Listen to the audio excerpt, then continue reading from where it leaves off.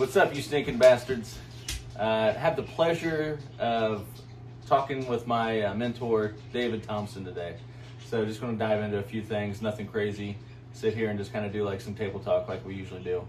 He was ever so generous to agree, and wealth of knowledge. So, what's up, man? Same stuff. Yeah. Let's go. What's new? So, trapping season finished up for you, or are you just running a few? I got the traps here at the house, which I've had in the ground since 22nd of November. They just stay here. Yeah. Keep the wolf from the door. How big of a property are you working? 40 acres. Yeah. 40 acres. Before we started recording, he was telling me how many. You said you've done the best you've ever done. I killed 10. I quit counting at 10. There may be 11 or 12. I don't know. I had one escape toe caught. But let me give you guys a story. So I set the traps, the 22nd of November. A couple days later, had a double, and then you just pick them off as they come through. I had a dead cow. Cow got ill, eat a buckeye or something. Anyhow, I got it drugged back there in the early part of October, maybe middle October. Anyhow, I knew it was back there, and I knew they'd filter through when it got cold. So we had the sub-zero weather, and that was first part of January, somewhere in there. Yeah. And I thought, here we go. They're going to smell the big volume of smell and get on it. That added to it. But then they started a logging operation. Okay. So now you got different travel corridor. Right. Things where they'll come in here. This ain't the best travel corridor. It's just a place they go through and investigate. But when they started logging, I killed 3 coyotes in 4 days on traps that had been in the ground since November the 22nd. This would have been January. Now they're breeding. We know that. That's part of it. But that logging operation, with the cold, with a dead cow, and I think I killed 7. There were 7 in like 10 days. Wow. Same traps, exact same traps, exact same set. So you said you killed, or you caught 7? 7 coyotes in probably 10 days. Yeah. Now why? Ain't that something? Yeah, that's odd. That's something. Because, well, what are you usually? I mean, what's your typical year here? Typical year here is probably 5 to 7.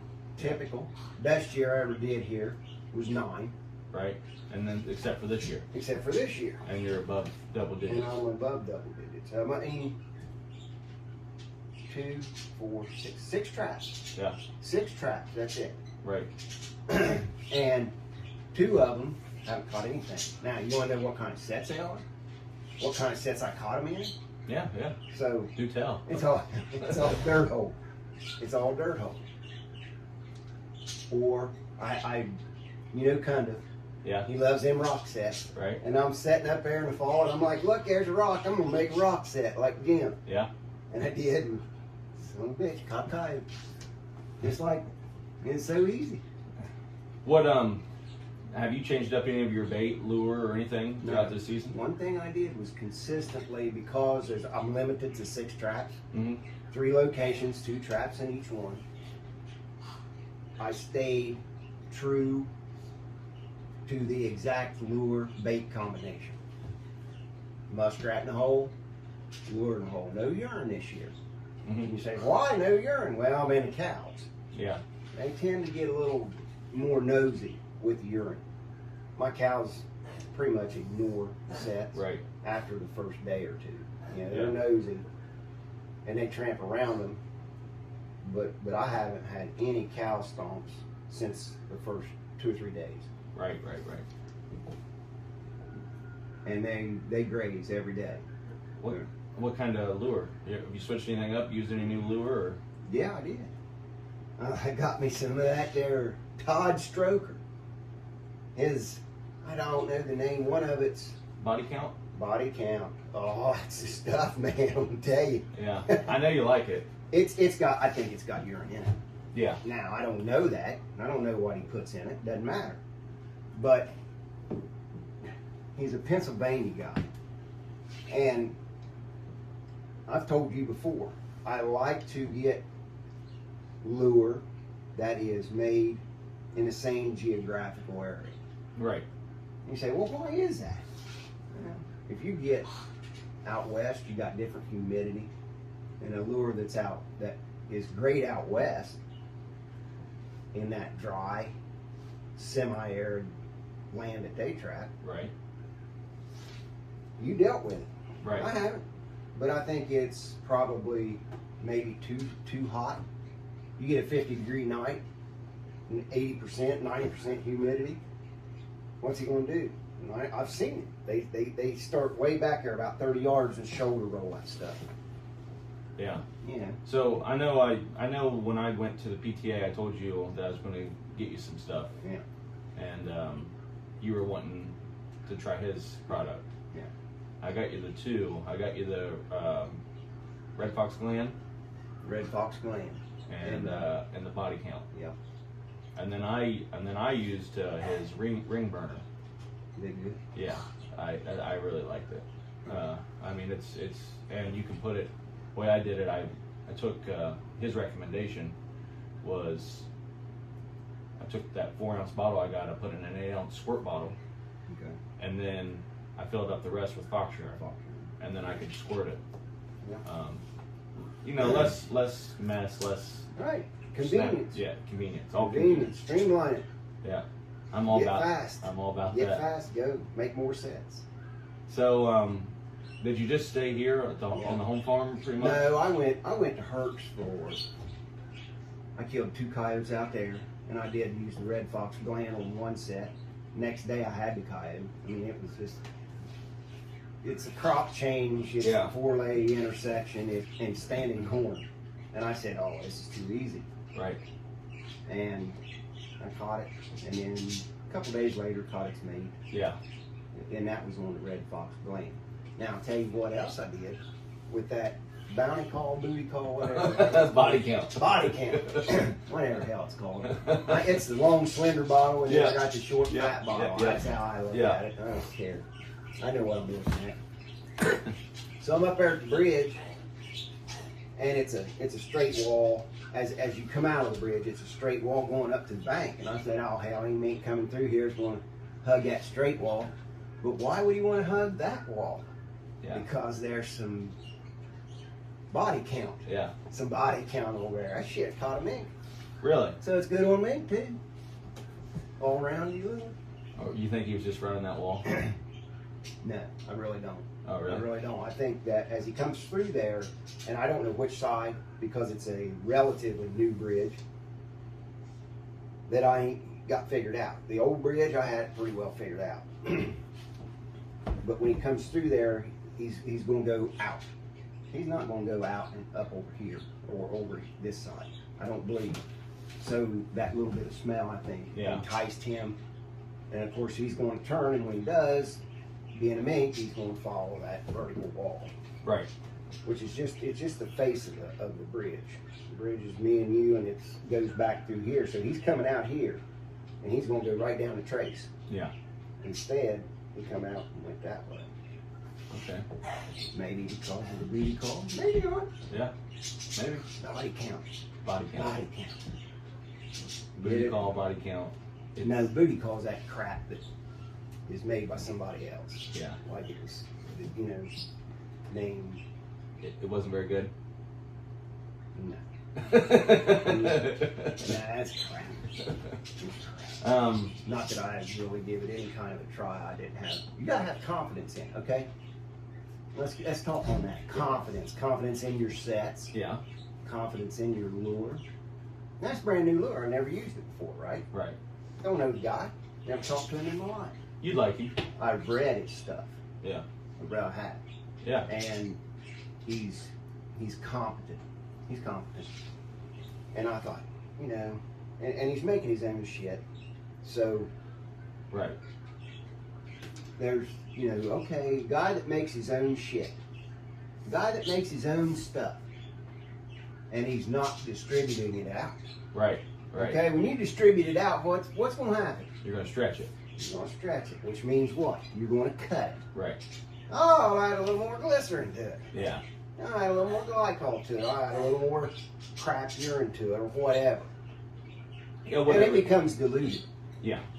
But that's what I look at if I'm selecting equipment or Product. that here's a guy, you know, you see that. There's other lure makers, and I ain't naming them because I'm on film. But you know that they're making their stuff probably for them. The real, you know, they got the stuff. And then they sideline it. Hey, I'm making enough for me, and I'll have this much left over. You can get it. Yeah. The same stuff I'm using. Right. Hey, that's the big filter. That's the big filter. Yeah. Oh, my name's so and so, and I distribute to everybody, F&T and Caven and all the, you know, dealers. Right. Not that they don't have good product. You can go catch with it. But come on. You went to Primo. I want uncut. Yeah. Yeah, uncut. Yeah. That's. I mean, from talking to Todd. I mean, and seeing him do everything, he does it all. I mean, he has his kids and his wife helping, but you know, he's doing everything. It's a one-man operation, Right. So to speak. Right. Yeah. It's the stuff that he's putting in it. He's making it, and he, you know, I've read he kind of goes to conventions and peddles product. Right. Well, if it's a good product, he builds on that. Right. What happens if he expands and starts distributing? I don't know. I don't know either. Is he going to stay true to it? We get lazy? I don't know, man. He might stay true to it. And the stuff, but what I'm getting at is, look at Hall Bakers. When you buy Hall Bakers lure, when I was a kid, you got the real stuff. Right. It's good stuff. Right. Yes, it's distributed, but quality, you know, quality assurance. Right. And that's a big And you're saying it's different now? I think it is. Yeah. I know it is. Right. I know it is. That's what I was saying about the new canine call. Yeah. I'm not using it. Yeah. It's not the same stuff. Right. What's in canine call? We gonna get into that on film? Oh, I'd love to. What's in it? I don't know. I'm not 100% certain. I don't know. I got my theory. Yeah. I got my theory, and I don't know enough about it. Right. And that's what I don't even have a bottle anymore to even reference smell. So. When Russ was making that stuff, I know you read O'Gorman, and he talks about, you know, the government tests that they did. What are they? Acids, Fatty acids. fatty acids, synthetic Fermented egg. fermented egg, all that garbage. Monkey And that's all. pheromone. Where's that tested at? Is it tested in Iowa? Is it tested in I don't, the yeah. semi-arid climate what- of Pocatello's in Idaho? Idaho. Yeah. Yeah. Is it tested in Colorado? I mean, that's semi-arid ground, dude. Right. So it's different. The Right. tests done there are the same tests done in Ohio, Kentucky, Virginia.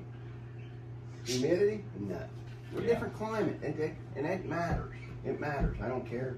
Well, I can tell you that I've used the canine call here, and I've used it, you know, far Midwest, the western part, Right. and I mean it works. It works. We're going a really good density of coyotes out there. Yeah, I mean obviously. Right. I'm not going to bullshit anybody, but still, you know. That would have been, you know, you go out there your first time, and you're out there for a purpose. You got your goals, you Mhm. got your purpose. Here's Yep. what I'm doing. Man, wouldn't it have been fun to play with shit.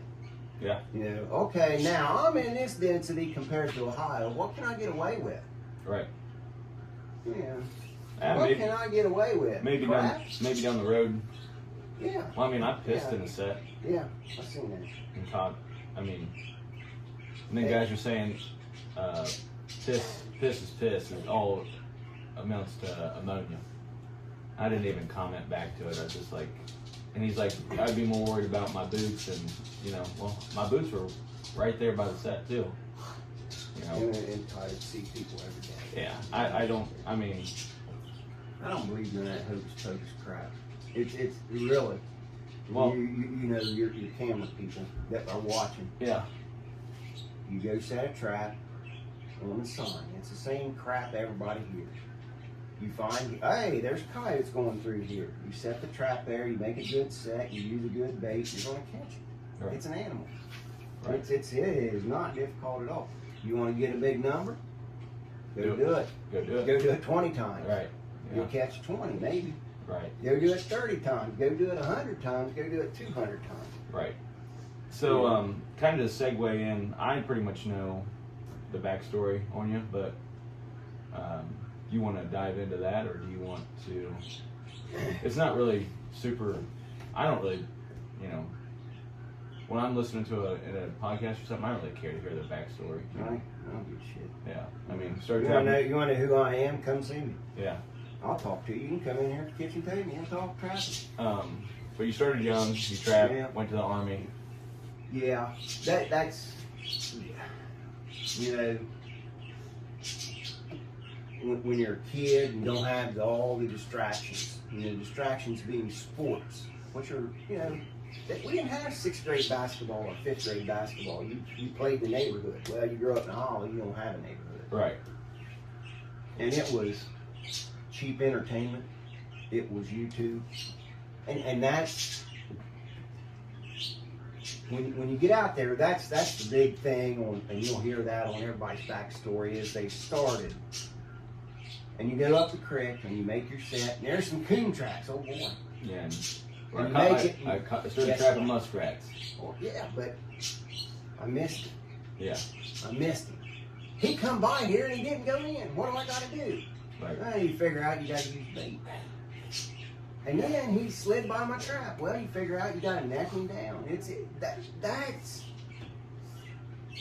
that pursuit and that mystery. Mm-hmm. Yeah, because when you're looking at the situation, anything can happen. And you're a kid, 10 years old, 12 years old, 14 years old, you're looking at that, you're thinking, it's the bigger fox. Everybody wants to catch old 3 toes. Oh, 3 toes. We're going to get him. We're going to get him. Uh-huh. And you see it, and then you get snow. Yeah. And that fox comes in, and what did I do wrong? What did I do wrong? When you catch him, do you say, what did I do right?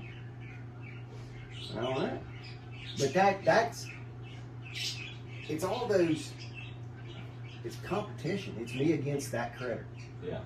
I'm going to win, and I win by, my victory is I got him in the trap. Right. And I put him on board.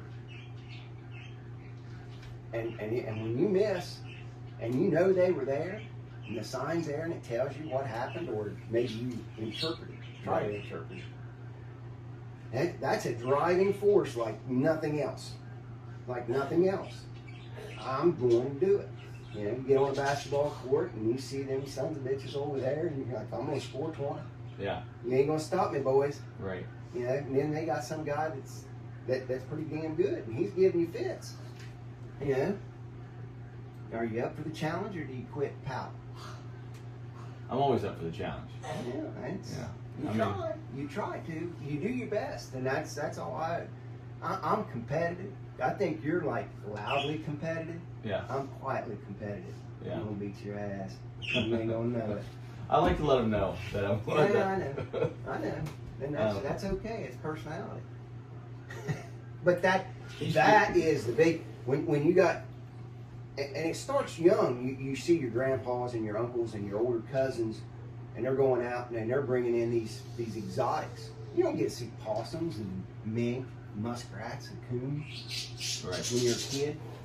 And they bring them in, and it's. And listen, when I was a kid, that was cause for big celebration. You caught a fox. Yeah. And that fox brought $30 or $25. Right. This is before the big boom. And then people were happy because, hey, we could buy extra groceries. Right. The assistance was provided for destitute people. Right. Working It's not like people and not like middle welfare class. is now. Right, yeah. Yeah. Yeah, it's a different world, you know. And but that meant something. It meant a lot to those. You'd see them. I have 5 muskrats. And these muskrats that's $10 and $10 for them. Right. That's a big deal. That gets me ahead. Mm-hmm. And that's driving, and that's why you know when I was a kid, you'd see guys get fist fights and pull pistols on each other. And, what the hell are you doing down here? Yeah. Permission wasn't a thing, you know. It was the woods. It was there for everybody. Yeah. You know, you got in close to a house, you extended courtesy. Hey, I'd like to trap over here. You know, oh, go ahead. Never turned down. You said something that caught my attention was this tracks in the snow. Mm-hmm. Do you think the tracks are always there, whether it's snow or not? Yeah. Do you think? Yeah. Do you think they work the same terrain, the same? No. I'm just saying. Do you think you're going to see more of a scattered out tracks in the snow as opposed, or do you think they still work the same? Like, do they still work the same field edges, or they're still running up the same draws? Yeah. Travel ways are the same. Stall out areas are the same. Why? You know, they come out of their cover. Yeah. You know, and I think I'm going to use a road. Okay, when a coyote comes up to a road, mm-hmm. and we're just a state route, he comes up that road. He don't just bail out there into the road and cross it. Maybe sometimes. Right. But generally speaking, if he's comfortable, he's coming out of that cover, out of that brush, out of that corn, standing corn, or his overhead cover. Millions of years of evolution have said, hey, keep something over your head, keep your escape route all the time. And they come out there, and before they cross that road, they're going to pace mm-hmm. back and forth. They're going to kind of estimate it and look at it and check it out, and then they'll cross. And when they cross, do they pace back and forth? I've never seen that in the snow. But I've seen, you know, here he comes from this area, and he paces. Mm-hmm. And once he crosses that, it happens the same thing on a river, on a creek, bigger type Are you creek. talking about when they freeze over or what? No, Oh. not necessarily. I'm using an example that I saw a couple years ago. I had a fox comes down to a riffle, and he paced back and forth and back, put a lot of tracks down, and then he decides to go across that riffle. Now the riffle was probably 20 yards wide, Mm-hmm. and swift water that would be ankle deep to me. Right. And So he hit it, and as soon as he got across it, straight line away. So, if I got an idea where these barriers are, where that coyote or fox comes into it, before he crosses, I got a chance at it. right. He's spending a lot of time there, and if I got something that'll pique his interest and maybe get it right up there to the hole, I got him. Yeah. Those are just little things that you find those crossings. Those crossings are all the same, especially. I agree with the, you know, they still work the same travel ways and this and that, but I think, I don't know, I've seen sign in the snow, and I think that they will work landscape a little bit different sometimes. They do, because there's light and there's visibility. When you go down a back road and there's always brush and stuff and it snows on, hey, you can see the deer back in there now. Mm-hmm. Why? Because the snow lights it up. It's like shining a flashlight on it. Right. I can see back past that stuff. Right. You can't see the forest for the trees. You're driving down that back road and you're just saying, okay, there's a bunch of brush. And 10 yards in is a deer, and maybe you get lucky and spot him. Right. Maybe you don't. But if the snow's on, I'm good. If the snow's on, it's like having a flashlight. You know, cops always, they got lights and it focuses them. I'm sure there's a technique that some cop could probably, that's why we use flashlights. It focuses our vision onto that beam of light. Right. They're looking for bullets or keys or whatever. But yeah, I think they do. I think they get a little more nervous. I think they do probably tend to Honestly, I don't think they get nervous. I think they get a lot more get up and go. I mean, obviously it's cold. They're hunting. They're on the move. Yeah. I don't know. I mean, maybe they are nervous. I honestly don't know. It's something that I've asked a lot of guys about. It depends. Like once they get out in a bean field, and especially on like first snow, they're playing. They're just out like, they're like kids. Ah, look at us playing in the snow. It's new to them. Young to you. Right. You get into uplands, broken land, cattle pastures. You know, it's open, but you know there's trees and there's covers and there's brush and there's rose bushes. Mm-hmm. And they always, if you pay attention to them, they always have that escape route. They're always traveling where they got an escape route. I can just pop over that hill. Right.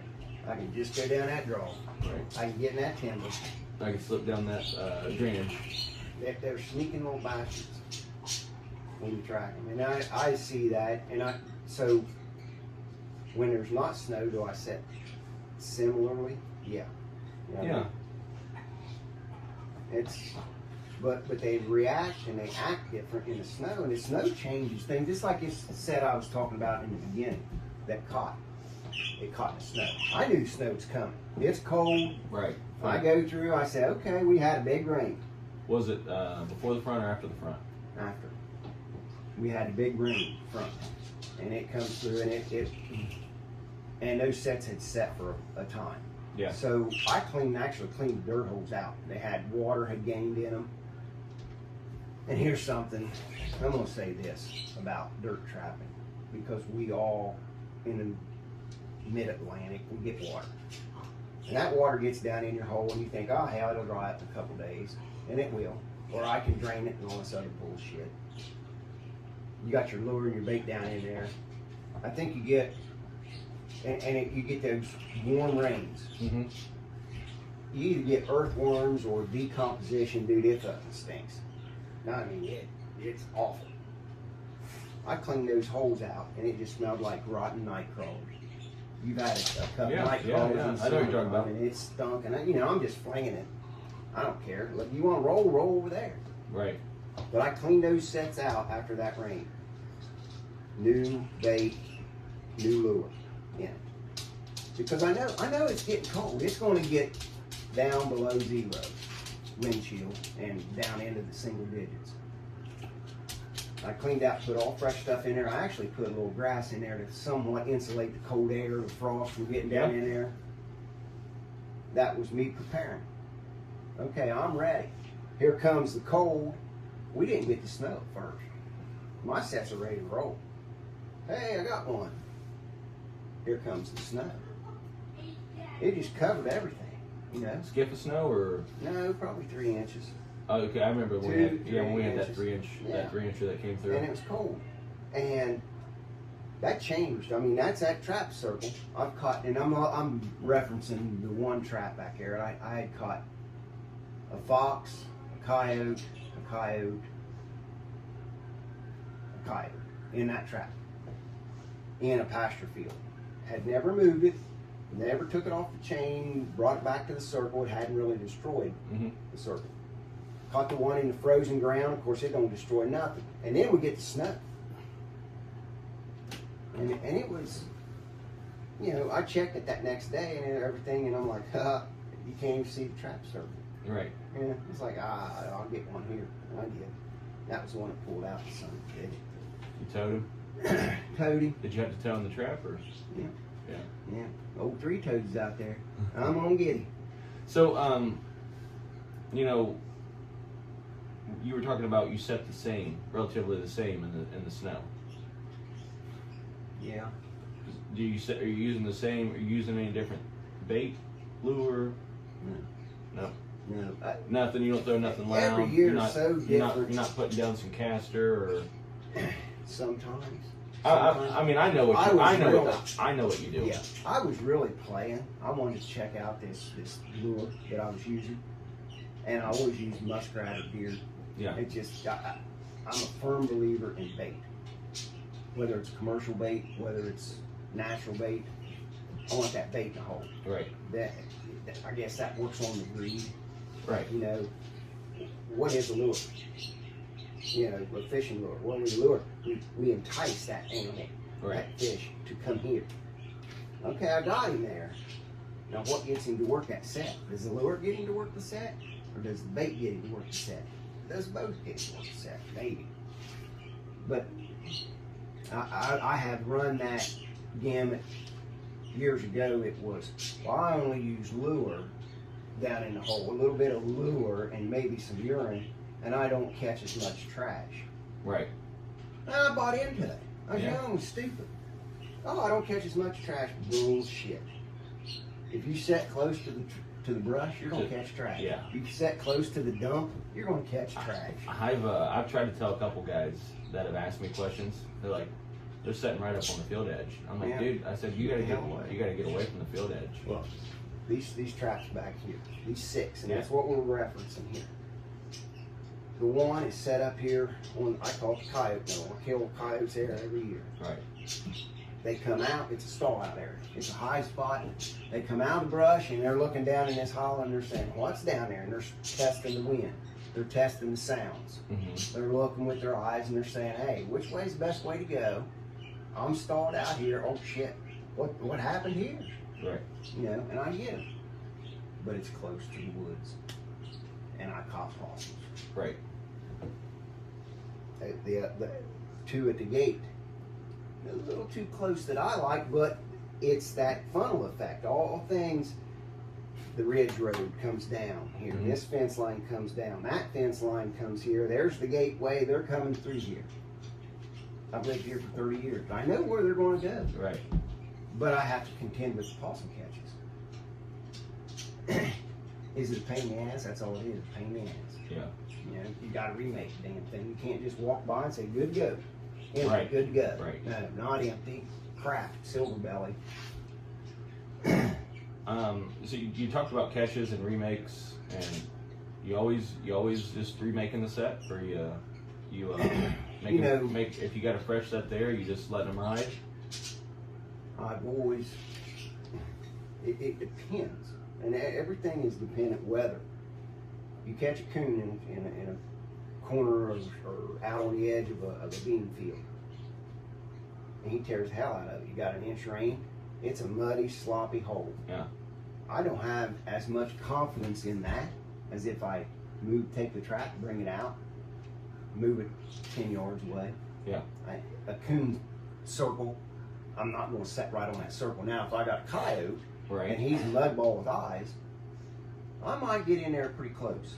You know, some guys say, well, you use the circle as a backing. That's a good idea, and it works. But maybe I'll come back off of it a little bit. Use the same trap if I can clean it up. It ain't terribly bad. Whenever you pull your trap, you going to go downwind? You going upwind? You ever played with that? I don't smoke. Yeah. Okay, but I carry a lighter with me every day. Right. I flick my bit, see which way's the wind blowing at that time. Right. And I think, well, that's where the contrail's going to be. Right. Yeah. Right. He's going to hit that contrail and come in. Yeah. And, you know, you and I kind of, I put a lot of importance on which foot I catch bastards by. Yeah. You're like, I don't care what foot I catch them by, because I know where I'm set. I know where my traps are. It's the same way. Right. You got your same way. Right. I know where it's located. And if I catch him by the left front foot, that son of a bitch came in from the back. And invariably, yeah, I catch him by the left front foot. Not always. You know, some of them wade in there. When we're done here, I'll show you a video of the snow back here. It's weird. It tells all the story. Right. The whole story. I videoed it. It was great. I don't know how to transfer this shit over to like your channel. Oh, yeah. Shit. But that's why I taped it. I taped the one that pulled out. The toad. Yeah. Yeah. Got him on there. I don't know what I'm doing.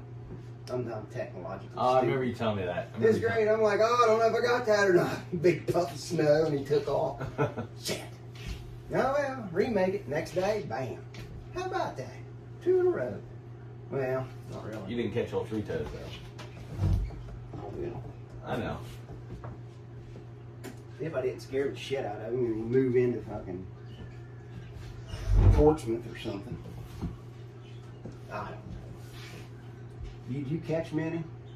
boogered up coyotes this year? A couple, caught a couple old heads, real beat. But I mean, trap marked. Oh, I caught some tripods. A couple, I mean, maybe just some that had been either shot or caught or, got in a fight. But no, not really. I think the market down has got more people staying at home. It has me. Yeah. I'm not boogering up stuff. Yeah, I know the market's a big thing for a lot of guys. I don't know.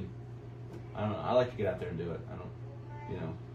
And I know you do too, or you wouldn't be out there behind. I kind of gave me the best advice I ever got in trapping. Yeah. And this would have been probably the very first Ohio State Trappers Association fur sale. Mm-hmm. Very first one that they had at Ison's, and I met him. And we're talking, and we're not talking trapping, we're talking about life in general. Yeah. It's like, he says, I've got a job that allows me to trap. Now, was he giving me that advice? I don't know, I told him years later. I said, I listened to what you said. Right. I want a job, a livelihood that allows me to trap. Yeah. That's why I do what I do. You work at night and you get daylight to yourself. Right. So yeah, that's what I always. That's the biggest thing. So we're becoming financially stable. Yeah. So you don't have to. You don't have to worry and rely and. Right. That's what I say. We were talking about it a while ago when a $10 coon. That was a big deal. Yeah. It was a big deal. And it's just now where that's. It's not even any equation. The market is so poor, but the market does motivate you. Yeah. I mean, it motivates you because what you're doing, you're catching that animal, and you can market it. That animal didn't die for nothing, so to speak. Mm-hmm. If you're in control work, you're doing it. You're killing that animal to protect others, Right. and I get that. Oh, I was talking about the market, and that market motivates you, and the value. It gives you value for what you're doing. Mm-hmm. The guy that catches all of me, puts them in the freezer. He's looking at that as an investment. Someday he's going to be able to market them Right. for a price he wants, and they're holding value. Yeah. But you're holding them. You're still holding them, and that'll, at least in our lifetime, that's alive now. There's always been the ebb and flow. The market always comes back. Right. It always comes back. I mean, I don't know how many of these old timers told me in 91, 90, I got out of the Army in 88, 89, I didn't trap a lot, but 90, I started trapping. They're like, you're crazy, Well, the value of a coon is $30. Well, I'm selling them for 10. Mm-hmm. But they progressively went up, and you had little ebbs and flows, but I just wanted to do it, man. I just wanted to do it, and to me, I could always get rid of that catch at value. Right. And now it's harder to do. The coyotes I caught, I can take you back there and show you the pile of Right. and skin them, because any imperfection. Well, you're protecting your livestock too. Yeah. But it's just those imperfections. You have to be a good judge of fur. I mean, if any of the ones I caught this year, if they were dinged, any little rub, Any anything, imperfection. I didn't skin them. You don't skin them. Yeah. Because if you do and you send it to Canada, Yeah. then You're getting dinged. they're going to put no value on it, and they're going to burn it. Right. In a good market, those imperfections still hold value. Right. And we say, oh, we want to skin them. Let's skin them. Right. But that's part of what trappers have to do. You catch that coon, he's got a big rub in his shoulders. Oh yeah. He's not any good. He's just not. Are you protecting songbirds and? Well, those kind of stories like that, like how you I just want to go out and do it for the experience, for the passion, or however you want to chalk it up. Right. Like that's what's inspired me honestly, hearing the stories over the years, Yeah. it's like I know and I don't want to seem like a braggadocious or anything, but I make enough money that I can go and do that stuff, and I'm not crippled by the market. Right. And I'm not saying But that's good advice. The same way Cundiff gave me advice, get a job that allows you to travel. Yeah. That's what that does. Hey, if you're watching this, get educated, get trained. I don't care if you're a plumber. Yeah, I don't, trades. It's Yeah. irrelevant. Yeah. Find a job that gets you, like you said, financially independent. Right. Because independence, that's a big word. Right. And if you aren't independent, when you're independent, you get to do what you want. You're the king. Yeah. You're the king. I get to do what I want within the laws of the society. But I'm independent. Mm-hmm. But if you ain't, you're tied to this. I can't do that except on this. Well, okay. That's the choice you made. That's the life you want to live. It's a lifestyle, right? Yeah. I love this lifestyle. I mean, exactly. Exactly. You can make it happen. I mean, I think most of the guys that trap or that have are serious about trapping, whether it's running the 24 traps or running a small line but running it hard. I think they all have that same drive, that same goal. It's like it's just something you can't even explain. The passion you have for it, or the excitement it gives you. And I'm not saying I'm excited about killing anything, but it's like that cat and mouse chase. Yeah. Or like you said, I got to figure out how to get him. He's interested, but how do I get him to fully commit? Right. So it's all the little intricacies. Yeah. You look for inspiration in places. Yeah. And one of those inspirations, I remember, it was becoming humdrum. The market was decent. Yeah. This has been 20 years ago, probably.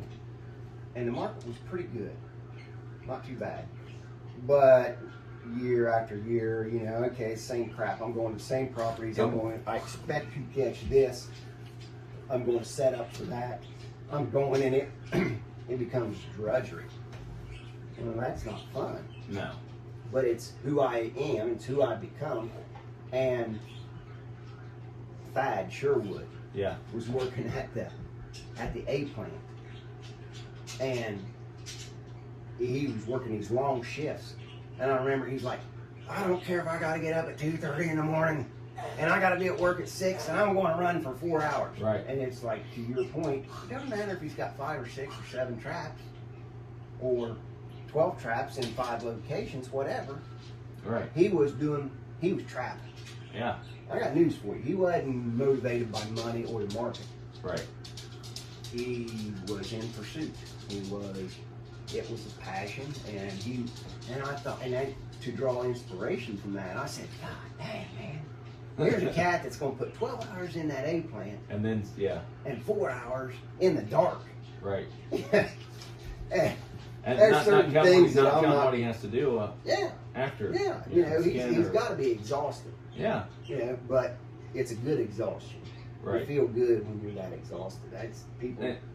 So I had this young cat call me, or he texted me. He said, "Call me." And it's like 6 o'clock in the morning. I just got done working out and whatever. Right. I called him up, and he's probably 20, 24, so in the 20 to 24 range. And he's like, "Oh man, I freaking love everything you're doing. I got a couple questions if you don't mind." And I answered his questions. He's like, "Man, I can't tell you how many young guys you're really starting to get into trapping. Everyone's," and I'm like, that's honestly, that's what I want. That's all the old heads, and I don't mean that in a bad statement, but all the old guys, that have been there, done that. I put videos out for everybody. Those guys that maybe can't run a huge line, they can follow along with me and critique me or whatever. And then at the same time, it's like some of the younger generation, they can see it and be like, hey man, this is doable, but how much do I want to put into it? Old guys know the expectations. Yeah. Young guys want to experience that expectation. They don't know what to expect. Right. You know, and it's new to them. And then that curiosity, it's the same way we want to get a coyote up here, and we'll put a little caster down. He's curious, what's that? Yeah. He wants to experience it. Well, I was talking to Thad. This was probably a couple months ago. And he's like, man, I'm so pumped to see what you end up doing this year, and you know, I'm going to be following along with you. And, right. And it's like, you know, he's like, I'm really like trying to work out a line down here because, you know, he moved from Ohio down south, and I'm like, dude, do it, you know. And it's hard to get motivated the older you get. It's hard to get motivated because, and I guess the market would do that for you. I mean, maybe, I don't know. You know, running a trap line is expensive in some respects. Right. Did it cost me anything to go out the back door and walk up over the hill? Your time. Nothing. Just your time. Yeah, and I benefited from that. Right. You know, health-wise. Right. You do some exercise in the morning. You Right. said you was working out in the morning. Yeah. That's it. The health benefits are in itself the pay. But for a kid, you know, a youngster starting out, go out your back door. Yeah. Go out your back door and find out what's out there. Yeah. You know? I was up at Mom and Dad's last night. Took my daughter up there, and they were talking about the, you know, first time I got into trapping and this and that. My dad was telling me all the Amish people were like, "Did you see those guys? Did you see that kid out there catching them?" I'm like, "Oh man, how the heck's Amish see that?" Yeah. You know. They got phones, but Dad was like, "Yeah, I told him, you know, neighbor came up the road, asked if you wanted to go, and if, you know, he taught you everything." And then Tim Weaver. Yeah. And I was like, that's pretty cool, you know. And I've had guys from Minnesota. I've had guys from Texas. I've had guys from Spain message me. I've had people from Spain buy stuff. It's the medium, dude. It's crazy. Did you ship it UPS? Yeah. Yeah. I believe so. It was $70 to ship. Hell yeah. To Spain. Yeah, it's high dollar, bud. I said, buddy, I said you're buying a $20 bait and spending $70 on shipping. I try to help you, but I gotta, and that's something I want to do. My wife and I have been trying to figure out how to get it simplified a little bit more, so the price isn't. But I don't know how you do that with shipping. You can't. And then like shipping to Canada, it was $50. Yeah. That's commerce and government. You're not going to beat them. People want what they want. They'll spend money what they want. If you got something that they want to spend, you know, it's worth $20, but I'll spend $70 to ship it. Hell with it. I want it. Well, so the gentleman from Spain was like, dude, he's like, I don't have any means of getting any bait over here. Like no one does it. He's like, what can I use? So I gave him the bacon bait recipe. Right. And I think he made that too. Well, good. Yeah. That's good. You know, that information, but that, you know, you're drawing, and that's the thing in these cottage industries. You're drawing money from Europe. Yeah. To the United States, you know, and then you spend that money locally in the economy. Right. Down here at the hardware store. Right. That's part of fur, isn't it? Right. We take our fur, most all of our fur goes foreign. Right.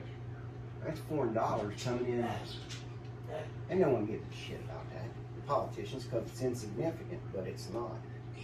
No, I don't think so. Yeah, it's not. So, you know, we all the feel-gooders, you know, the antis, you know, fur trade should be banned. Bullshit. There's communities, Amish communities. There's a lot of rural communities. Yeah. But that benefits. Oh yeah. Livestock operations.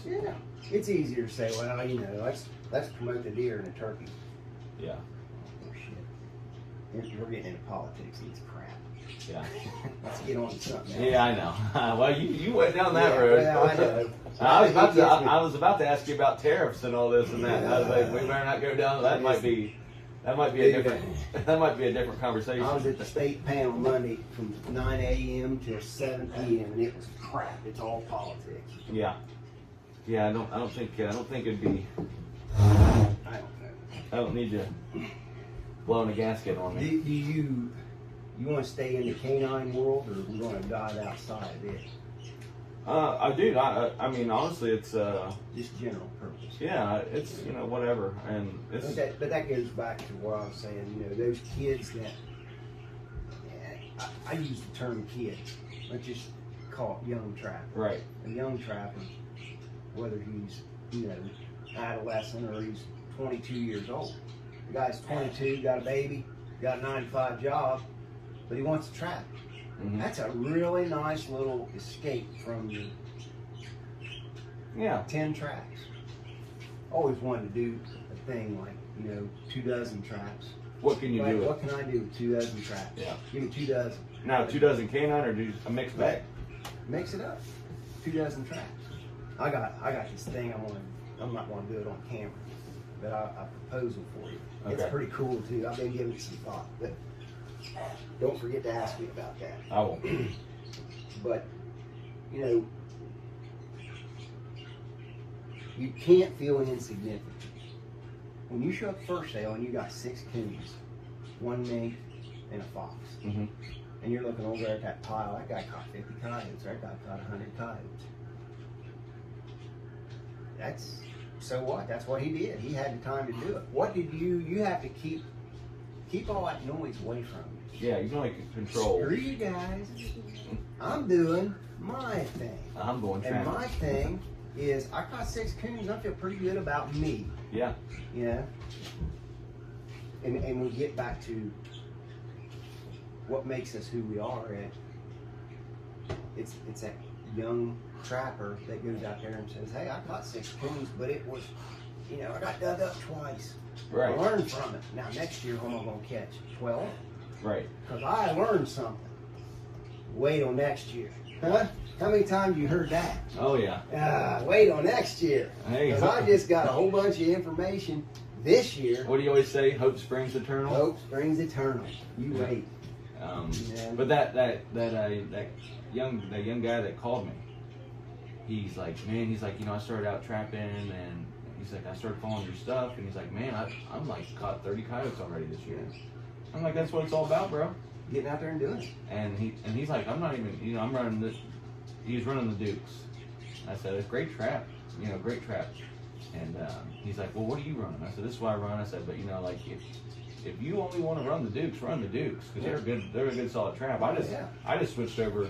I told him, I said, I love my Dukes, but I switched over to the extremes or the juniors because that's just what I wanted to run. You're running a little harder. I hear these arguments on the internet, and there's those guys that just pound day after day after day. They're running multiple states. Mm-hmm.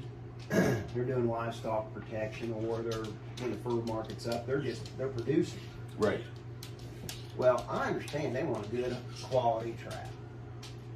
That I don't have to repair that damn thing in the field. Right.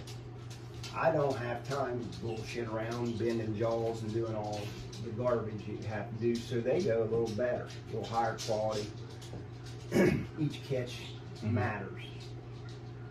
But if you're doing it from a hobby standpoint, it's irrelevant because you do, and there's something to get into also. But you do everything in the shed you can.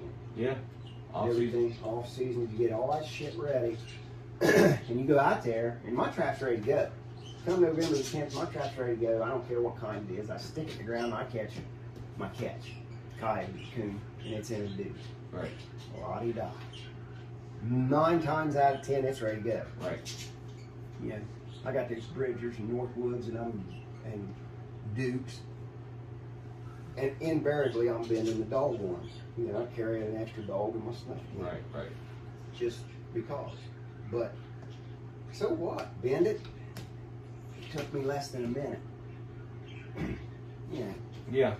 I know. I see the argument. I don't know that there's an argument. It's just. I see the point, I guess, not the argument, but I see the validation or whatever. Yeah. So somebody starting out doesn't matter. Yeah. What you, well, and that's what the kid was like, or the guy. I don't want to call him a kid. The guy was like, I'm only running a couple dozen. He's like, I was thinking about maybe running, 50, 60 traps. I said, man, next year you run 50, 60 traps, you're gonna be smoking them. Yeah, you're gonna be closing in on 100. Yeah. Maybe. Depending on how many coyotes are there. Yeah. But, so we'll switch gears to talk about all that stuff. Is that preparation in the summer, having all your shit ready to go. I saw a huge difference. Dude, that's the difference between the guy that's got 6 coons, the guy that's got 12 coons, the guy that's got 100 coons. Right. You know, when you're ready, you ain't going out there opening morning. It turns daylight. And I'm like, well, I gotta put these chains on, and I gotta fasten that up, and I'm gonna put swivels on these. Next thing you know, it's 10:30 in the morning. Right. You've lost all that time. And if you're limited on time, hey, if you're that guy. You're a guy with a wife and a kid, and you work 9 to 5. You got from 7 to 9 to go trap or whatever. And probably, truth be known, you got maybe from 6, you're getting out to the barn at 6, and you're gonna run till at 8 in an hour to go to work. Right. So you don't have that much time. Yeah. So, you know, I know you pre-scout a lot. And that matters because you know, I pull here, I get out of the truck, I know exactly how many traps I'm getting. Mm-hmm. They're ready to go. Right. I've already got the holes dug, or I've got the location. Everything's already ready to roll. There's so much time. It's just set and go. Time management. Yeah. Dude, and that. But I will say it's an expense to go out there, preset, and not set traps, and then you're taking all that time. It's an expense. It's an enjoyable experience. Oh yeah, yeah, super. I mean, I love doing it. You do it in the fall or you do it in the spring, but you can do it with the telephone you guys got that shows all the, what's it called? Hunt stand, or or on X. You can do that. You know, you're tracing this, and look, man, I'm going to set at this bridge. Right. And I know I need 3 traps at this bridge, or that just limits you, and that expense is just insignificant. Everything I get ready in the off season, it's whether it's from dirt to traps to extension cables, whatever, getting my equipment ready, making sure it's all good. I've gotten to the point now where I don't have to go through each trap, and I can just kind of go by feel. Right. And getting your peat moss cut open and letting it dry out, getting your dry dirt ready if you're using wax dirt, getting it ready. But the big thing is scouting. I think I mean, it just saves so much freaking time, dude, because you're going from the house to set 1. Yeah, ready to go. Ready to go. I know what bait, my bait's all in my bag, all my shit's in my bag. I grab my bag and my equipment, and I go out there and I set. I carry 1 bait, a bottle of urine. And then you already know where you're going for number 2. Yeah. And number 3, and so on. And that's really probably as much to a big catch, if you're wanting a big catch, is just absolutely know every move. Oh, the creek's up. Well, what was plan B? Right. And the creek's up or whatever, I can't get through that crossing. They're plowing that field.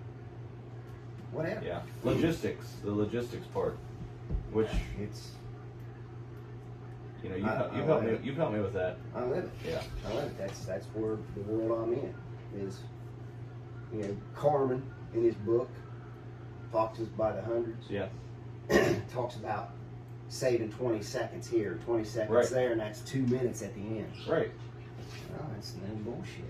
And that's no bullshit. It's in my job, we do the same stuff. It's like hey, if you have a 10-minute screw up, and you do that 6 times, it's an hour gone. Yeah. It's an hour gone. You don't do that crap. Everything has to be streamlined. You watch these UPS drivers, and they pull up, and everything is muscle memory. You throw it in park, you set your brake, you hit the button, it opens the door. You take this step. The steps are calculated. Right. 1, 2, 3 steps back here. Grab the package or packages, and you go. And you walk at a brisk pace. You're cognizant of your surroundings, and you're focused. That's the big word, right? No distractions. I start November the 10th, day break, And at daybreak, I'm at the first set. And I'm focused on trapping. I'm not worried about this, and I'm not worried about that. Birthday party will have to wait. Right. I'm focused on A, B, and C. And when I get to C, I'm focused on D, E, and F. Right. You know, and you know, you guys with phones, I do all that garbage. You can do it there. But I had a clipboard, piece of paper, and it sat right in the truck. And I knew, okay, next stop, next stop, next stop, next stop. And you do that, and you just, and all these guys that catch know that that's how you do it.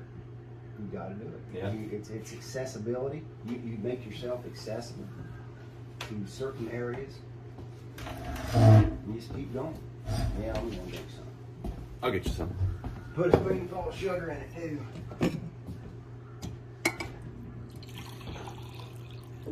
So with the off-season work and stuff that you do, or you know, you probably don't have to do as much now because everything's just like you said. It's already. It's humdrum. Yeah. That's what happens when you get old. I'm going to go, and again, it goes into that efficiency. Yeah. When I leave here, I had this real problem when I was young. I can't stand to drive past fur. Yeah. Every time I drive, that's an expense.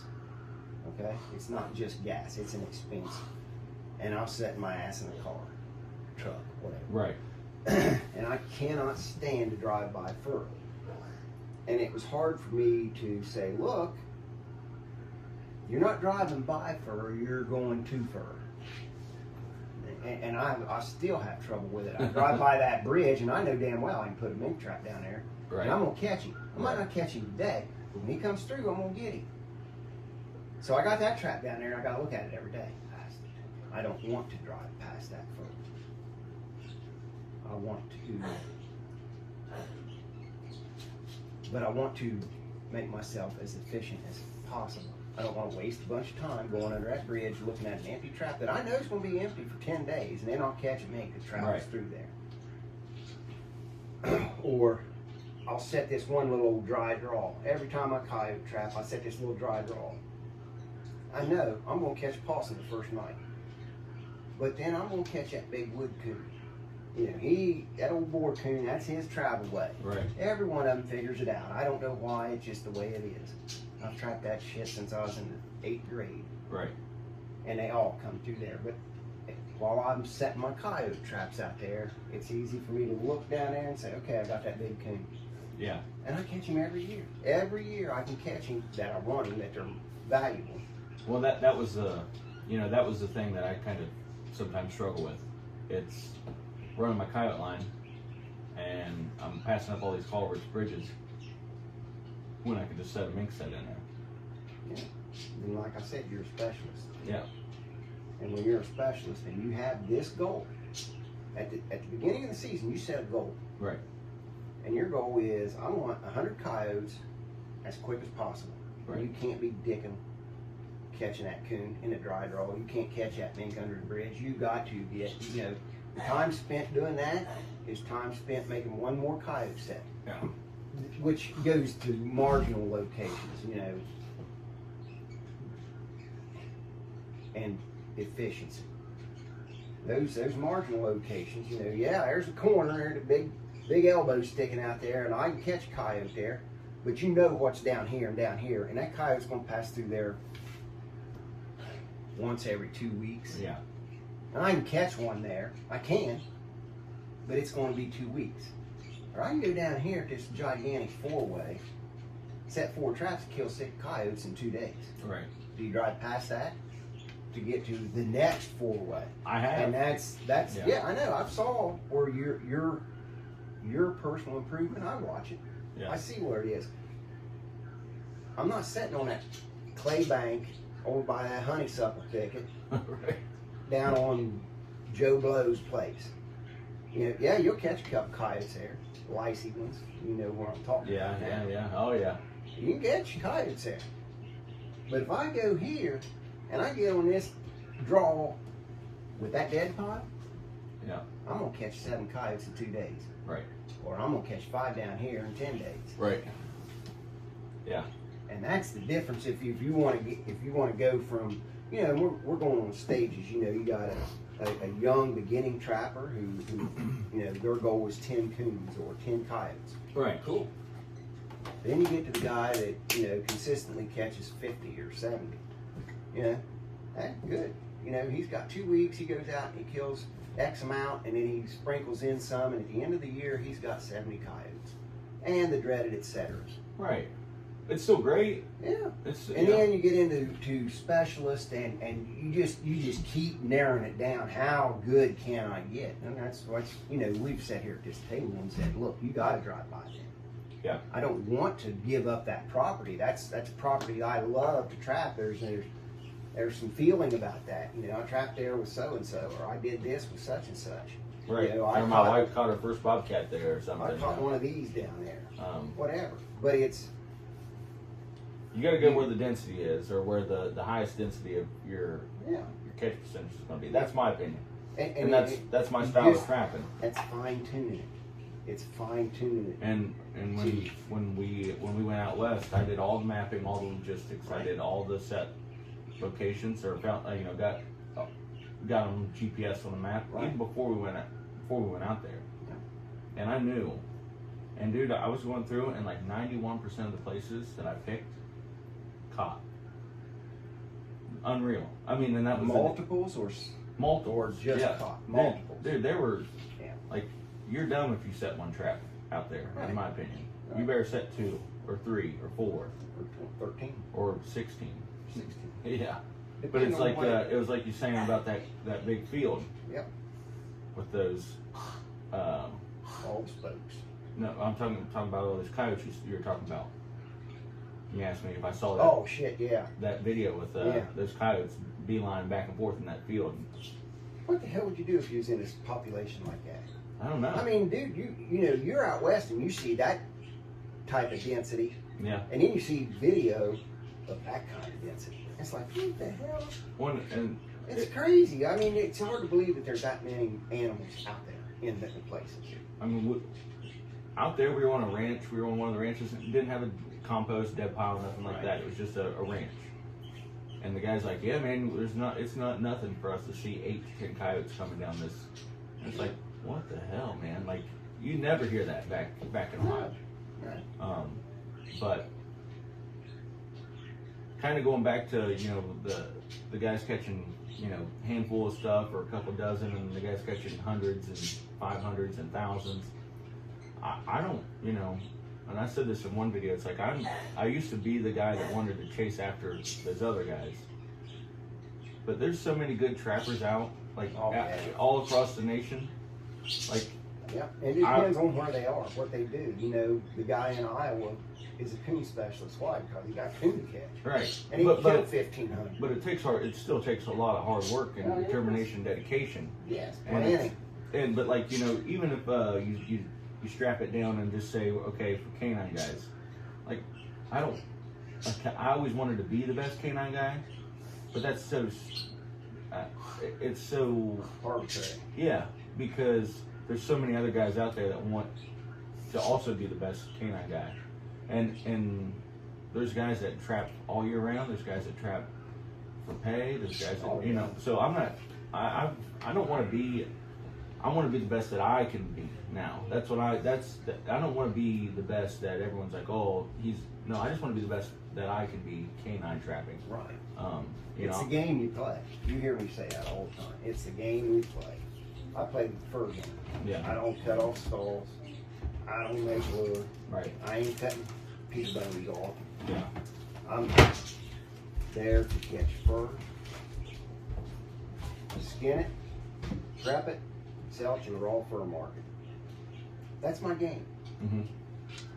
You know, livestock protection is some other guys' game. They get paid to do that. They're paid well. Knock yourself out, boys. Right. You know, I'm getting mine an easier way. That's a quote from an E.J. Daily. Really? E.J. Daily article where he had a partner with him, and they went up, froze their ass off, and caught muskrats. And the guy told him, says, "You can buy my house, the outfit. I'm making mine an easier way." You know, different times, but that's you have to have parameters, and by that I mean Are you a fur trapper? Are you a predator controller? Do you trap only in season? There's not season for coyotes, but we know a season where the fur is prime. Right. Or do you kill them in January and July? I don't know. I don't want to kill the coyote in July. It just sucks. I don't want to do that. I don't want to be a nuisance trapper. Right. I don't want to. That's not my bag. It just has no appeal to me. You know, there's some guys that catch muskrats and they do not want to catch coyote. Does that make them less of a trapper? Nope. Just makes them they're a muskrat trapper. Right. But they live on the edge of 150,000 acre swamp. That's what they got. Yeah. Well, it's like the guys up in northern Ohio trap those marshes and swamps, and get all those good spring cop rats. Dude, it just blows my mind. But that goes to fur populations. You know, you've heard me talk about how gray foxes. We had gray foxes. God, they were fun to catch. Oh yeah. It was great, and they were plentiful. They really added to the whole experience, and now they're gone. That experience is gone. Mm-hmm. Never caught no bobcat, and that gives me an experience now. You know, I get it. It's just you watch the fluctuation, the ebb and flow. You talk to guys that are older than me, and every one of them, I catch muskrats. Muskrats. And now, for a young trapper, 4-H'er, to go out and catch a muskrat, in this area, that's difficult. Mm-hmm. I know because I just talked to a guy last night who's doing the 4-H. Guy at work, yeah. He's got his kids, and they've been trapping since November the 10th and haven't caught a muskrat. And I'm like, well, he's doing colony traps in ponds that he trapped out last year. Yeah. He's new to it. He gets it, but they're hard to catch, and yet I've sat up there at Marvin Mallow's and watched them bring in clothes basket after clothes basket after clothes basket of whole rats, rats on the carcass. Right. And it's like, my God, how did they catch that many? There was that many to catch. Yeah. And now they're not. Well, they bring in coon, and I don't know if you caught that on film or if that was part that's got skipped, but the disease. I see it on the social media. Guys telling me, coon got wiped out here. Yeah. It's bad. It's bad. When the disease comes through and it wipes them out. And I remember as a kid, you saw a coon track, you kept that shit to yourself. Do you think managing the coon population, coyote population, do you think that helps cut down on disease? Yes. I think it does. I think that you have to, you really got to catch them. Going out there and When you say you really got to catch them, you mean you put a herd on them? Yeah, you got to drop that population down quick. I got a place, mud lane, and I go down and it is polluted coon. And I've kept them killed back pretty quick. It's a romantic little place that I trap. It don't take long. And I keep them killed back, and there's just such a great population of coon there. And I didn't trap it this year. Now, next year I go in there, there's liable to not be any. Yeah.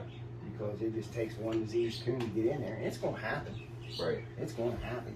That's just the way that it goes. I trapped the same area for years since the coyote has come in. When the coyote come in, you saw a lot of mange. I did. Mm-hmm. And then the red fox got mange. And you're trapping, in the first 6 foxes you catch in a year or so ate up with mange, you can't keep them. And it's like, what the hell? Then your coyotes got mange. And then you wipe that out. You kill them all, and you got them set back. Now you start getting these really healthy animals. Yeah. That ain't carrying the mange. And I think that, I think it has an effect. Trapping has a great effect, better effect. I can't tell you what is going on with gray fox. What can we do to help them? I don't know. I haven't caught a gray fox since 2021. I sold that one I had up in Canada for 10 years. It set Finally- up there for 10 years and finally sold last year. Sold $10. something, I don't know. Yeah. Probably 10, 12 bucks. Who knows? Who cares? You know? And I caught it back here. Got it back here. I know where I can go catch one. I know where there are. Yeah. Well, I'm not doing it. Hopefully they'll make some more. But I don't know. And then you read the numbers on the auction count out west. Right? I saw, I think it was Utah. Yeah, I had saw it. Third and all these gray foxes. And I'm like, dirty dogs. Yeah. PA's got a decent population of gray foxes. Pennsylvania? Yeah. Really? A lot of the thermal guys, though, are taking them out. Not even skinning them. I mean, taking them out right now during breeding season. You know, and then here's a discussion for your camera. Ethics. What is it? Yeah. When I was a kid, you wasn't allowed to spotlight. You did not spotlight. Now you was allowed to coon hunt, you was allowed to fox hunt. So is it different? Not really, but it just seems like, Well, is that thermal an unfair advantage? Is it unsporting-like? That's bigger heads can yeah. debate that. I don't do it. I don't begrudge, you know, it's a free country. Right. And then when I told you at the beginning of this, it's all about independence. And if you got your independence, by God, go do what you want, do it. You know, you're within the laws of society.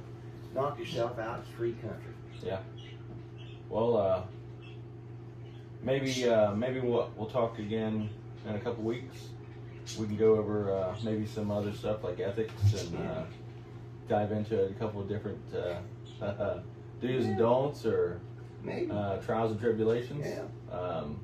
Your customers want to ask questions. Yeah, I'm gonna ask them Yeah. questions. Yeah. If you guys want to, have any questions, or you guys want to talk about anything, or want Dave to answer anything, just leave them in the comments or private message me. I'll get a little script sheet laid out, and we'll go from there. But I appreciate it, man. Yep. See you, boys. See you.